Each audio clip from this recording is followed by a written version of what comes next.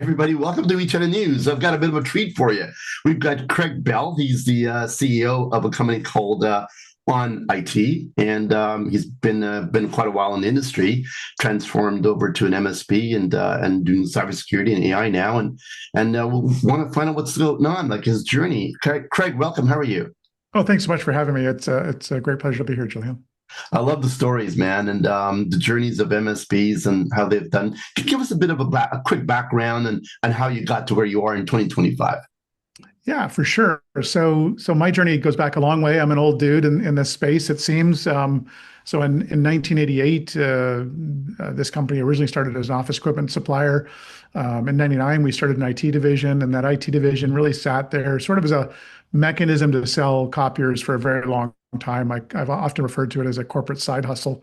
And in about 2020, 21, it was really at an inflection point where we needed to decide, was this just going to stay a side hustler? Were we going to turn it into something great? And I'm a bit of a competitive guy. I don't like doing things sort of halfway. So we really doubled down on growing it from sort of a traditional break fix block time IT provider to a true managed services provider, and involved in cybersecurity and vCISO and AI and machine learning and RPA and all the triple letter acronyms you can come up with. So that's us in a nutshell. Things have been going really, really well over the last 2 or 3 years. You decided to make a pivot roughly during the COVID timing, right? Which is it's a time when a lot of people reflected, like, where was I in the past? Where am I going in the future? Hell, we didn't even know where we were at some points, right? What was that decision process like for you?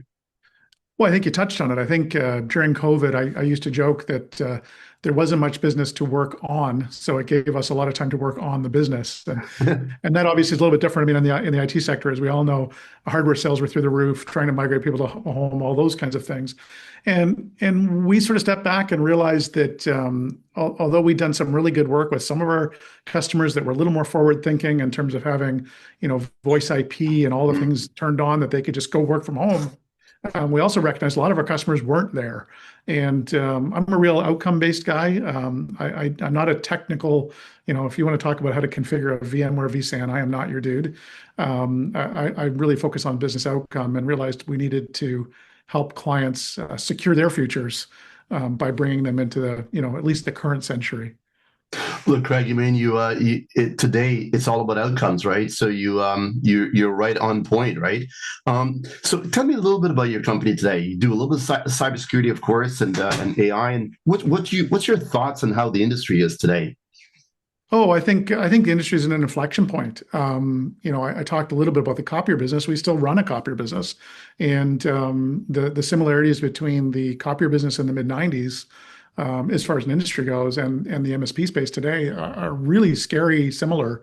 Back in the '90s, copier evaluations for companies were, ridiculous. I could argue that some of the evaluations in our space are ridiculous today, and everybody knows what happened to the office equipment industry. It's not what it was in the mid '90s, and those evaluations are certainly more in the traditional 3 to 6 times EBITDA and working cap. So I think the IT space, the MSP space, is in the same situation. I think if you're not doubling down on AI and machine learning and robotic process and focusing on outcome, because AI is every day different. This interview might be completely different in a year than it is today.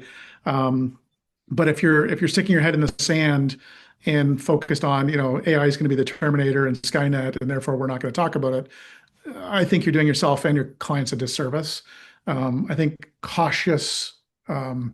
being cautiously aggressive is a good place to be when it comes to AI.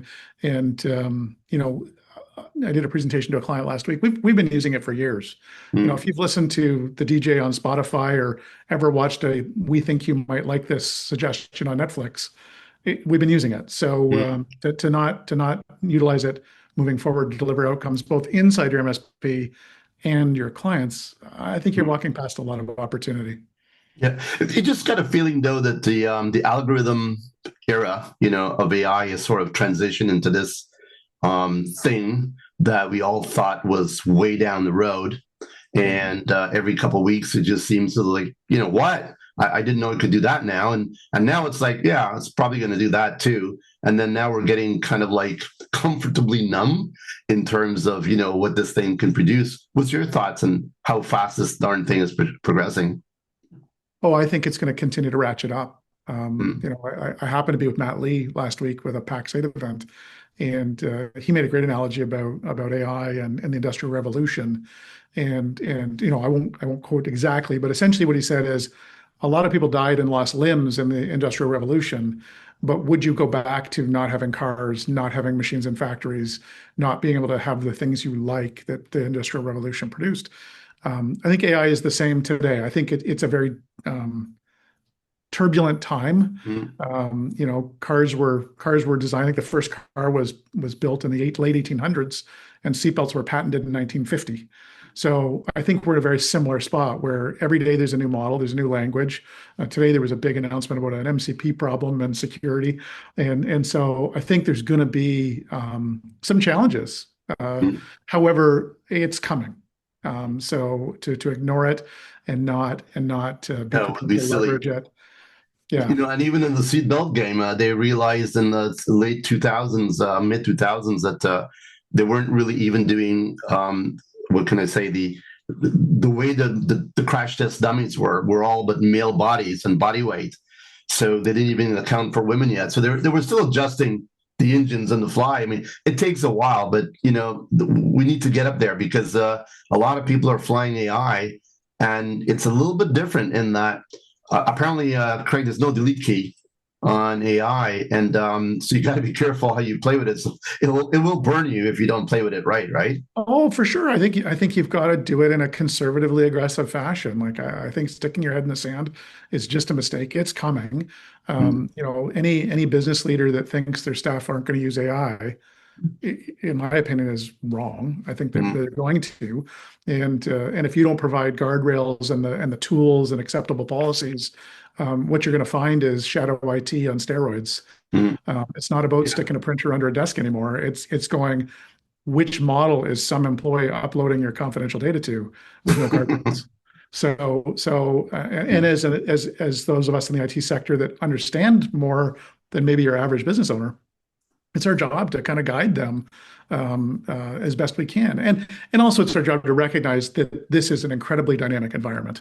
AI mm. is changing. I mean, you could argue every second, but certainly every hour there's something new happening. And so that's why I use the term conservatively aggressive. I think, to ignore it is a mistake, but you have to be careful Yeah. because there's just a lot Always of be learning, unknowns. right? Yeah. Always be learning because it is changing so fast. What's your sentiment you think in the end customer side about AI, about cybersecurity, about this new era that we're entering? There's a lot of headwinds for the economy, right? As we all know and don't want to talk about anymore because we're all tired of it.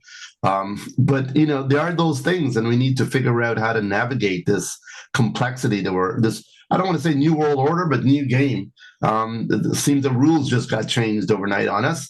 What's your thoughts on how the end customers are digesting that, and how are you helping them to navigate the outcomes? Yeah, so I think there's two different answers to that question. You asked about both AI and cybersecurity, and I think that the answer to the question is different. So I'll talk about them separately.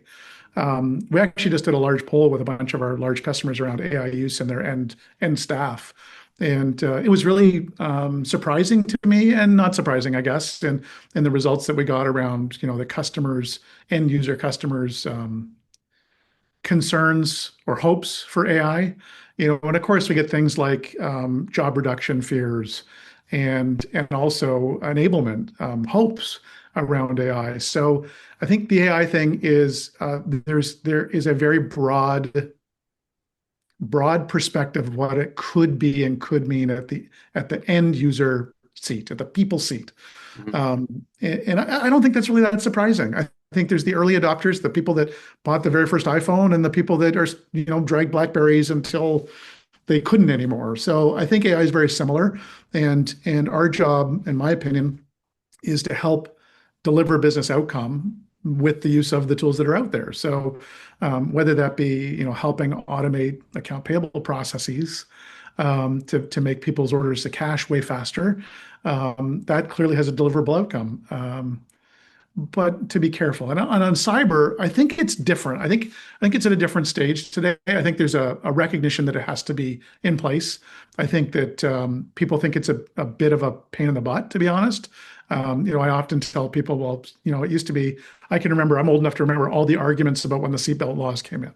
Mm. Everybody thought it was going to be pain. Oh, I might drive into the river and then I can't get out of the car because my seatbelt is like, there was all this noise. And I think most of that has gone away from the cybersecurity. I think all but the truly reluctant folks have recognized that good cybersecurity, MFA, patching, updating, cybersecurity training are just a table stake of what needs to happen today. So we're certainly finding a different level of discussion around cyber, much more of a, I guess I have to do it discussion today. And I think the other thing that our industry has sort of caused inadvertently is we do a lot of like you should nevers. So an example I use often is like you should never connect to public Wi-Fi. Mm. 100% true. You shouldn't. You probably also shouldn't eat that sandwich from the garage, where you got your gas. But people do, and they don't die. Mm. And I think that our industry has shouted so many times about, don't do public Wi-Fi. And the end user experience of connecting to public Wi-Fi and not having a problem, we haven't done a good job of saying, well, you know what, you're right, you didn't have a problem, but lots of people ate that sandwich and didn't get food poisoning. But we should also recognize that you are opening that door. So I think there's a bit of a customer, well, you've been saying that for 5 years and nothing's ever happened to me, so it's all BS. That we've sort of self-fulfilled in our industry around shouting from the rooftops, and rightly so. I don't want to say we should not have talked about it, because we absolutely should have. But that is something we're fighting as a headwind, is those that have not already caught on the bandwagon of realizing, they need a great MXDR solution. They need some kind of security center oversight. That those folks, there's still some folks out there that may not be fully on board.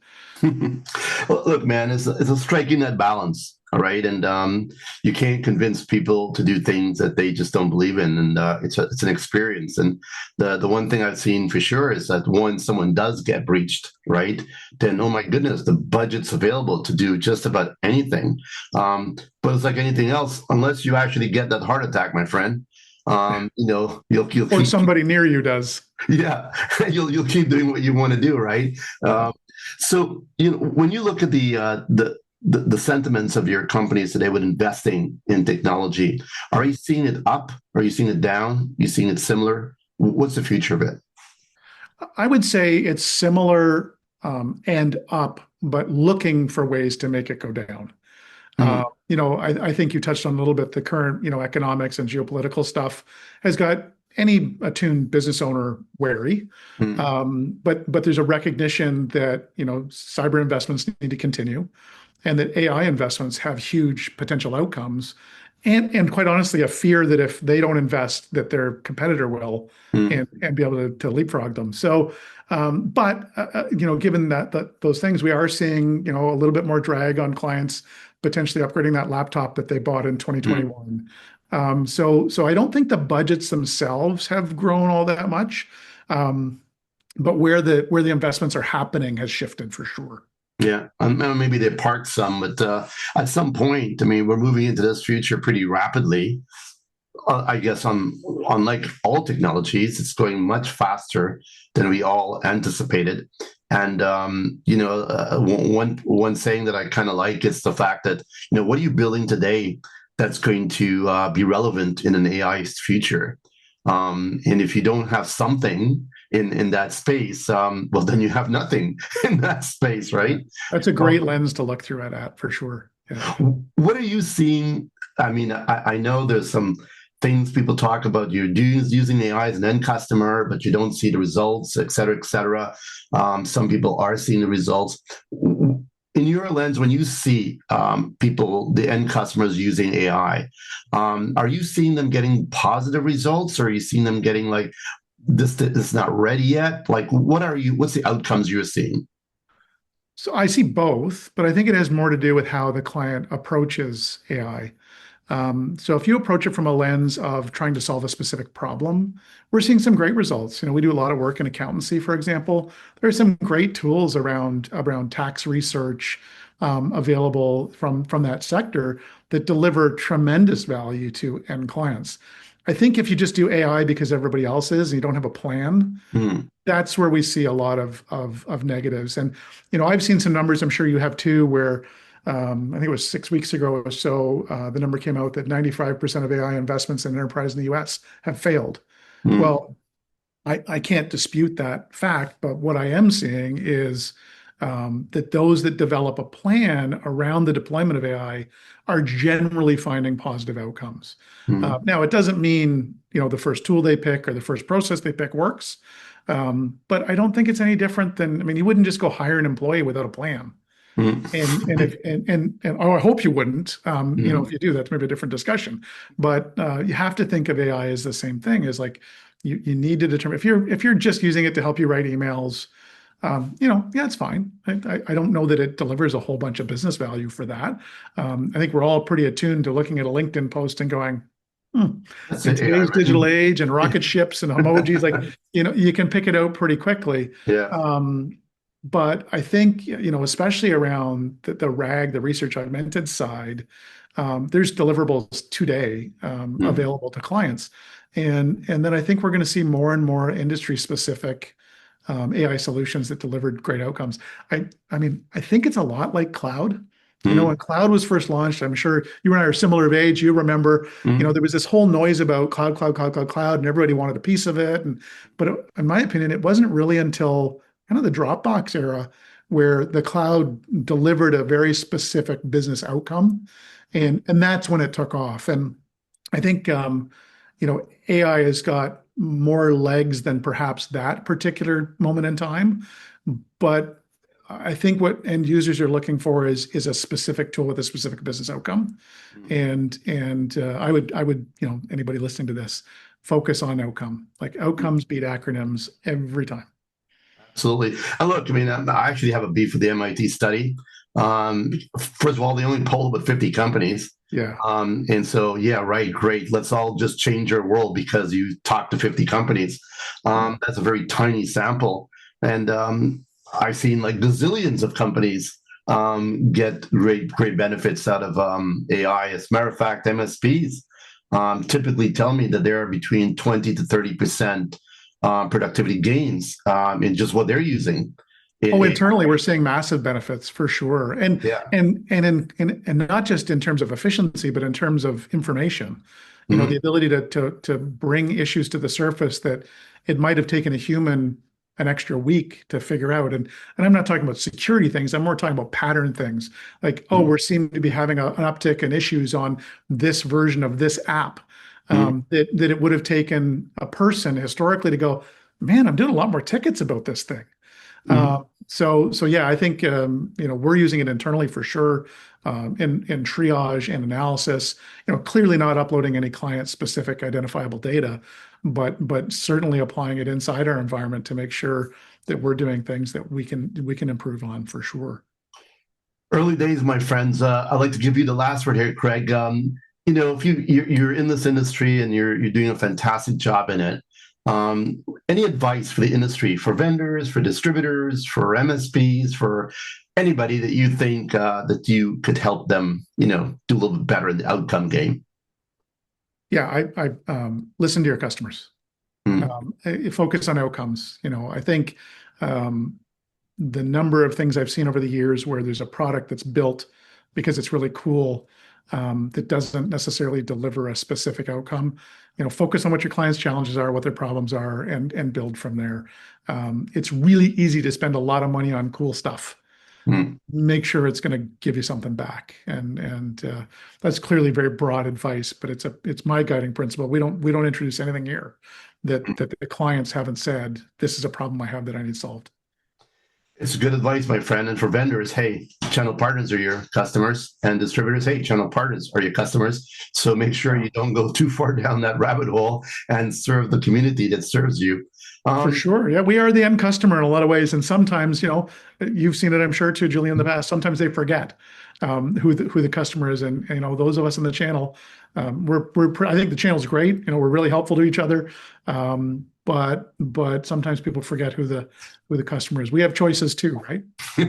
Craig, my job every day is to remind them who the customer is. That's what I do. As a matter of fact, I feel that's all I do, is to make sure they understand the channel is where the front lines of everything is in the tech industry. Sure. Craig, what's your website address for anybody to learn more? Yeah, so again, just to finalize that, Julian, it's Craig Bell from Onit, and our website is www.onit.ca. Cool name, man. And Craig is on it. Cool. Appreciate that. Take care, Craig. Cheers. Thanks so much, Julian.